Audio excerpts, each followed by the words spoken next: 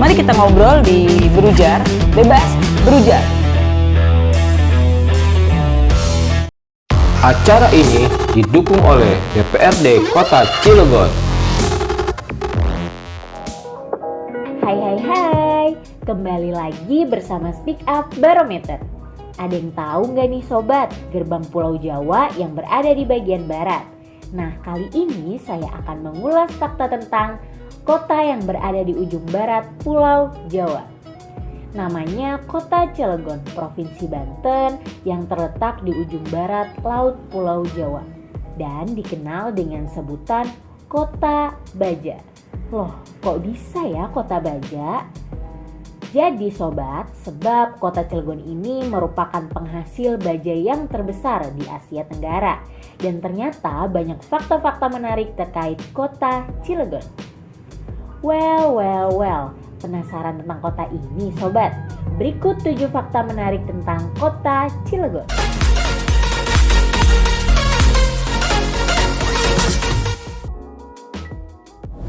Nomor 1.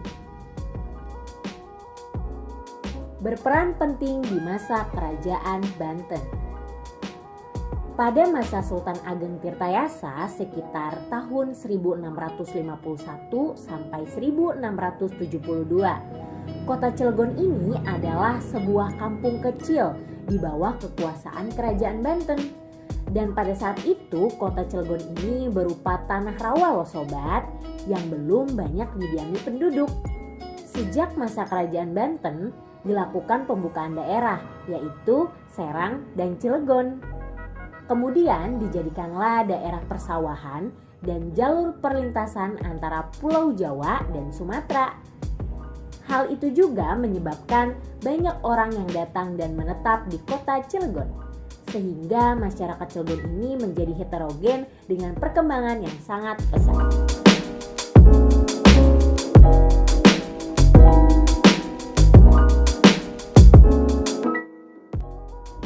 Nomor 2.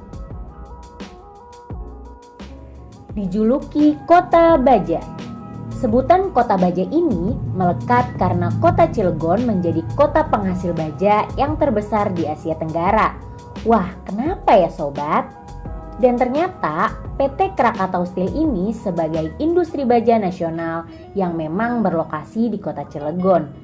Hal tersebut bermula pada tahun 1962, di mana berdiri sebuah pabrik baja Trikora yang digagas Presiden pertama Indonesia, yaitu Soekarno. PT Krakatau Steel didirikan pada tahun 1970. Berdasarkan Peraturan Pemerintah Republik Indonesia Nomor 35 Tahun 1970 di era Presiden Soeharto. Lebih lanjut, PT Krakatau Steel didirikan dengan tujuan untuk menyelesaikan dan mengoperasikan proyek industri besi baja bekas bantuan Rusia dan mengembangkan industri baja Indonesia. Hingga saat ini diperkirakan produksi baja di kota ini mencapai sekitar 6 juta ton setiap tahunnya. Nomor 3. Luas wilayah dan penduduk terkecil di Banten. Secara administratif, wilayah Kota Cilegon berdiri berdasarkan Undang-Undang Nomor 15 Tahun 1999 tentang terbentuknya Kota Depok dan Kota Cilegon.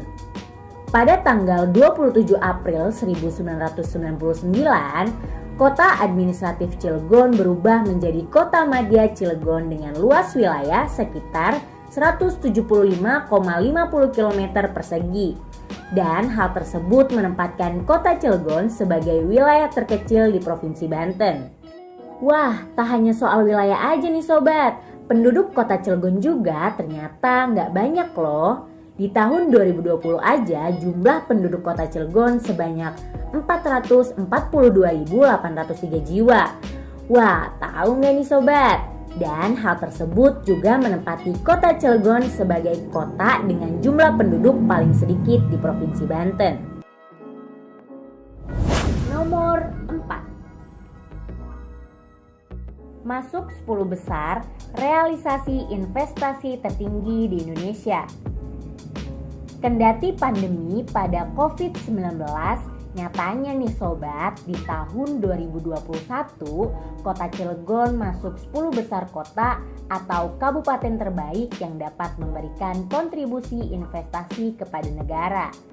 Menteri Investasi atau Kepala BKPM Bahlil Lahadalia sempat menyebutkan nih sobat mengenai PT Lotte Chemical Indonesia yang sempat tertunda, tapi saat ini telah jalan dengan nilai investasi sebesar 60 triliun dan tentunya terletak di kota Cilegon.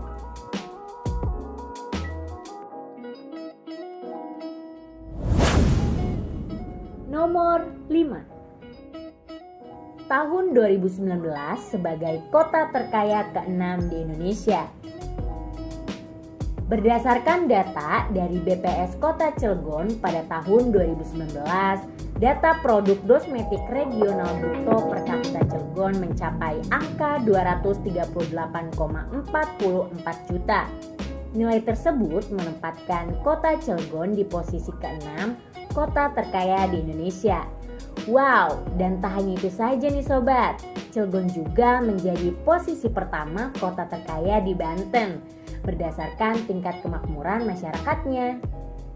Rekan Barometer, ternyata sektor andalan kota Cilegon yaitu usaha industri pengolahan dalam perekonomiannya dengan kontribusi sebesar 54,28%. Nomor 6. Pelabuhan Merak. Pelabuhan Merak adalah salah satu akses vital dari jalur transportasi antara Pulau Jawa dengan Pulau Sumatera. Setiap hari ratusan perjalanan feri ini melayani penyeberangan melewati Selat Sunda, baik arus kapal penumpang maupun barang. Wah, dan ternyata nih sobat, pelabuhan yang terletak paling ujung barat Pulau Jawa ini adalah pelabuhan penyeberangan antar pulau pertama di Indonesia. Wah, tahu nggak nih sobat?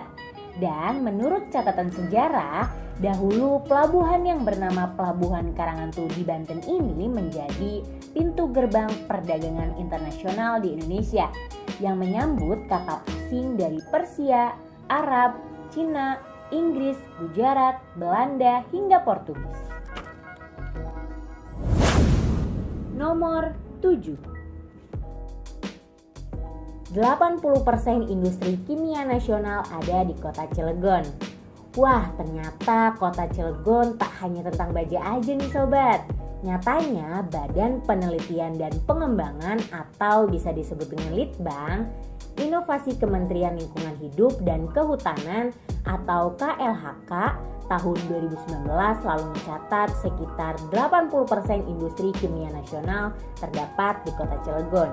Tapi ya sobat, Kepala Pusat Litbang, Kualitas dan Laboratorium Lingkungan KLHK Republik Indonesia, Herman Hermawan mengatakan kota Cilegon belum memiliki laboratorium lingkungan untuk memeriksa industri yang tidak ramah lingkungan dan dapat menimbulkan dampak buruk.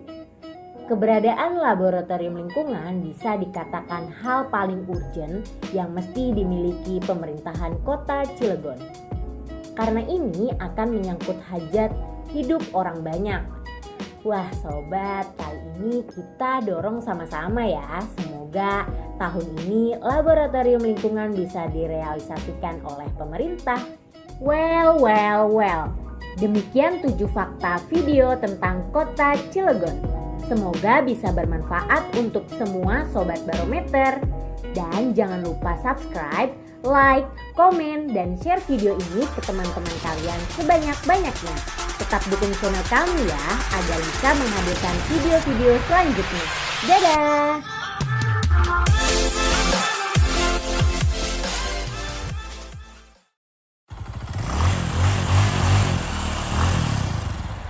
Ya, ketemu lagi bareng saya Mega. Kita ada di Berujar. Bebas berujar. Harus semangat kan begini ya. Iya benar, semangat lah siang mah.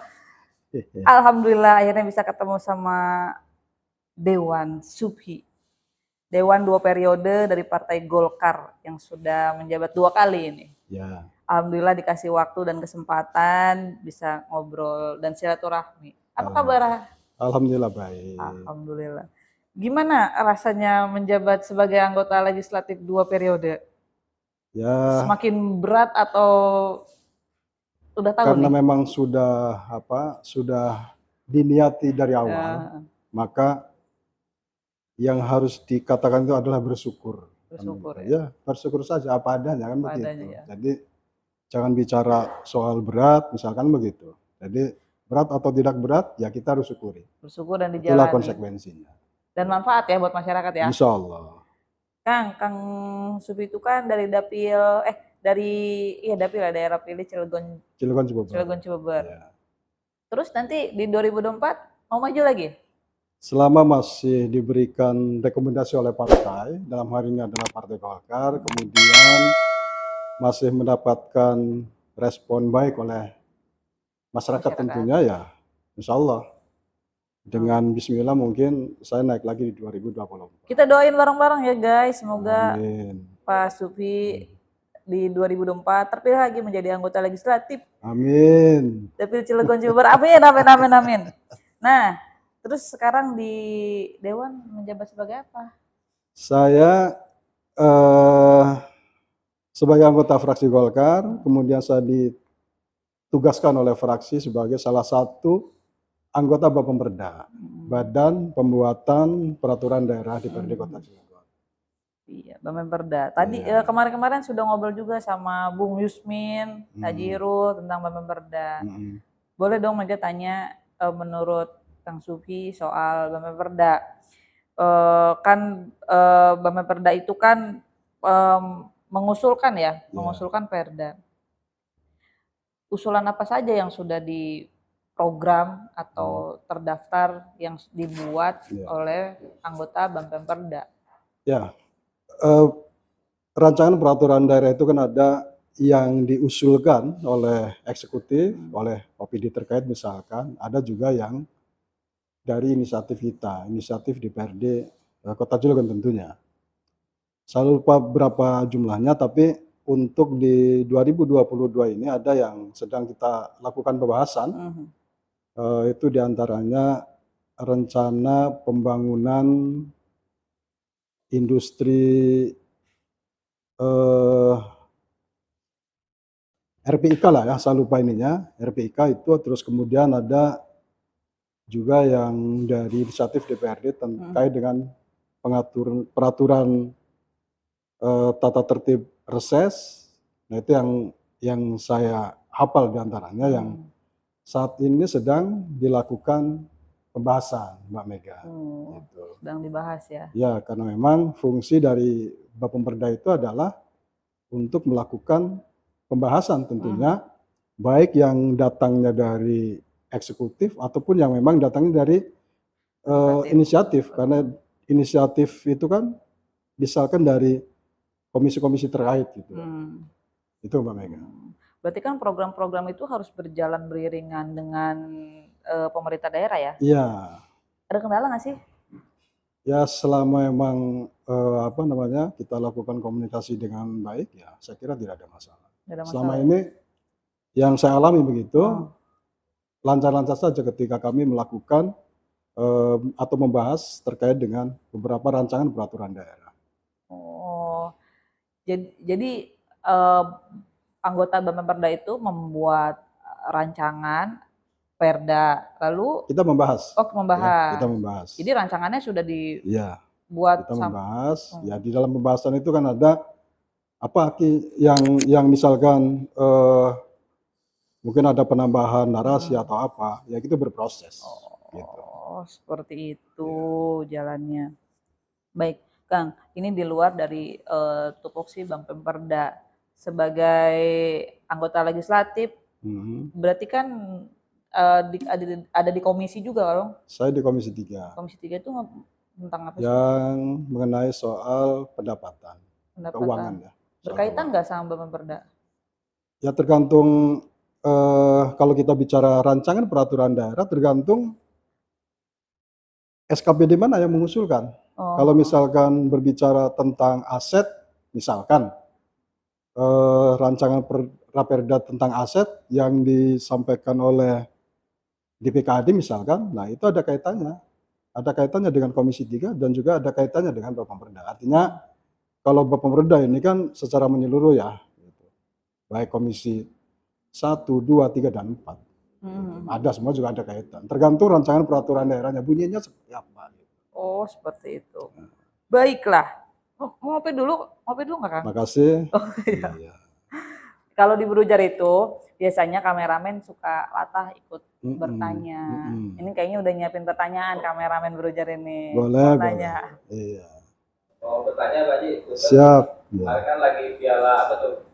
Prof ya? Prof. Iya, di Cilegon ini kira-kira ada nggak sih rencana Cilegon jadi tuan rumah gitu Pak Haji?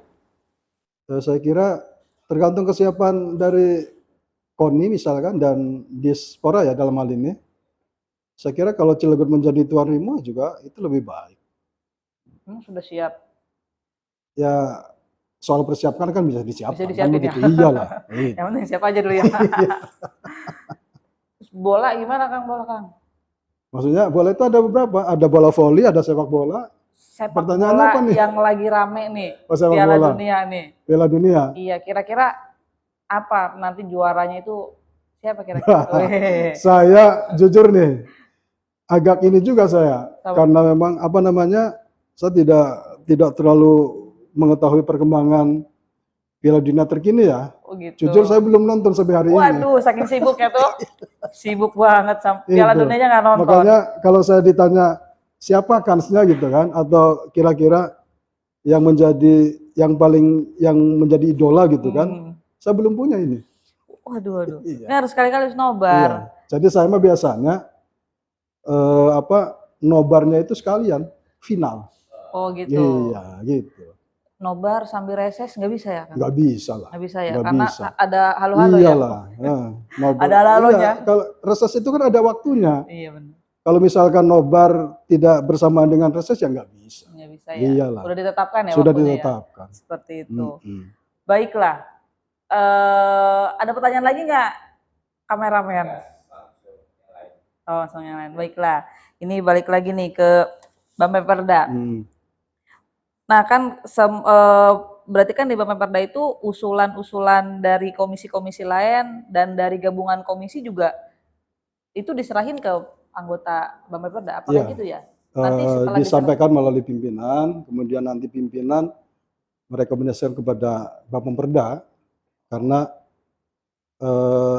pimpinan DPRD juga akan masuk sebagai penanggung jawab di Bapemperda, kan begitu. Oh jadi ritmenya seperti Iya, itu. termasuk juga sekretaris DPRD atau Sekwan itu sebagai sekretaris Bapemperda, gitu Mbak Mega. Oh. Jadi itu mas semuanya sudah ya sudah melalui tahapan. Gitu. Oke deh, baik deh. Oke deh, Kang Dewan, Subi, makasih nih waktunya nih, Baik, udah makasih. nyempetin di tengah kesibukan, Siap. sudah bisa menyempatkan. Senang juga saya ketemu Mbak Mega kan begitu. Lama ya kita nggak ketemu ya? Iya. Udah lama banget. Makasih pisan sudah menyempatkan Baik. untuk ngobrol dan silaturahmi. Siap. Semoga di 2024 terpilih lagi sebagai anggota legislatif Amin. yang ketiga. Iya. Semoga amanah dari masyarakat Amin. bisa ditunaikan Amin. dan sehat. Amin. Oke. Ya. Teman-teman, kita tutup dulu obrolan dengan Dewan Supi Dapil Cilegon Cibubur. Semoga terpilih lagi nanti di periode 2024, didoakan. Tutup ya, Kang. Sampai jumpa lagi di Brujar berikutnya. Dadah!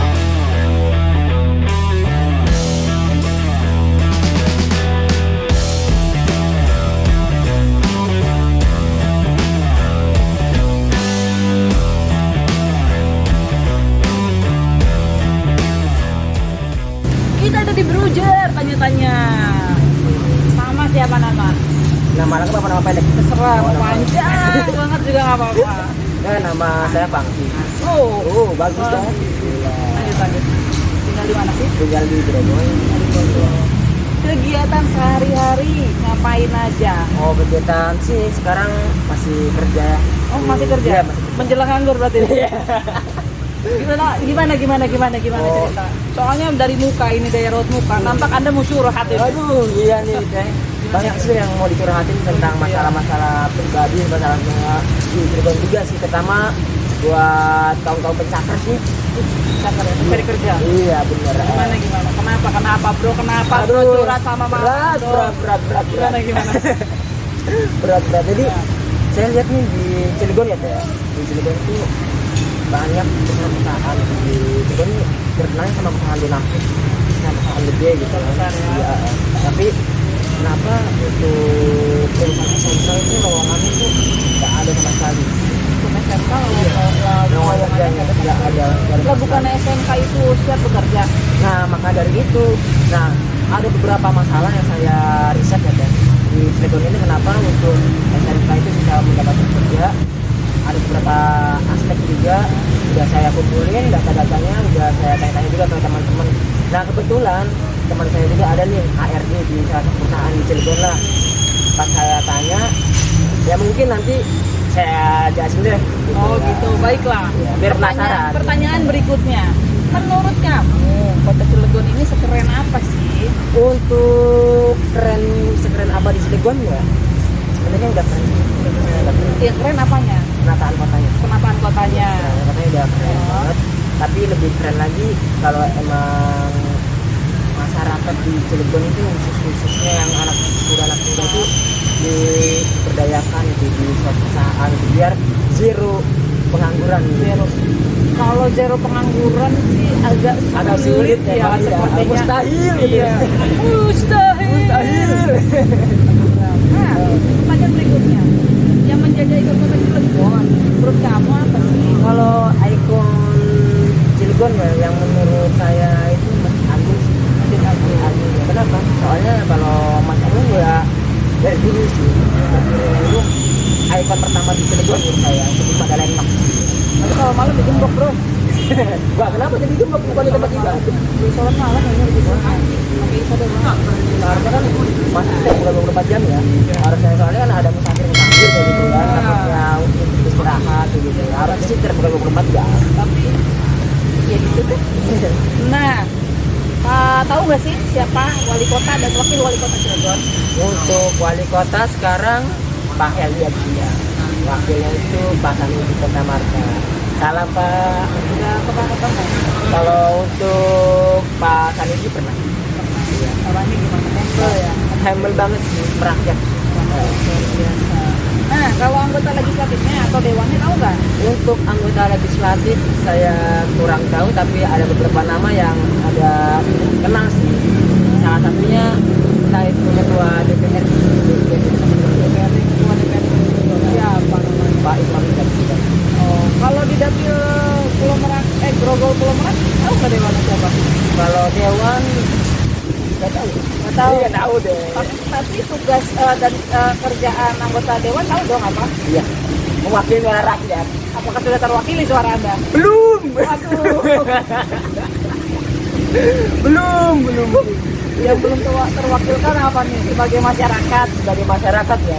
Satu yang saya dengar waktu kemarin kampanye ya, itu ada yang namanya program kalau nggak salah 2.000 lapangan kerja, kalau berapa ribu lapangan kerja, intinya lapangan kerja, tapi realisasinya mana gitu. Itu masalah terbesar Soal lapangan pekerjaan. iya lapangan pekerjaan. Gimana menurut kamu? Kalau menurut saya sih ya jangan cuma buat ambil ATS warga sih. Ya saya pengen ya emang benar-benar terrealisasi sih. Nah kalau udah terrealisasi jangan ada yang namanya balas budi lah, yang mentang-mentang ini tim sukses ini jadi balas budi yang ditamain ini ya. Harapan saya sih untuk semua pejabat di Cilegon, khususnya umumnya di seluruh Indonesia teh, itu saya pengennya ya realisasi lah janji-janji yang udah diucapkan gitu ya, terutama lapangan kerja. Soalnya kenapa mensejahterakan rakyat itu nggak bikin janji juga, malah kalau mensejahterakan rakyat itu ibadah terus amal, otomatis rezeki yang pejabat-pejabat itu nambah juga deh. Janji adalah utang. Nah benar, banyak janjinya. Menurut kamu, tadi kan ngomongin tentang lapangan pekerjaan. Jadi pandangan kamu sebagai anak muda nih untuk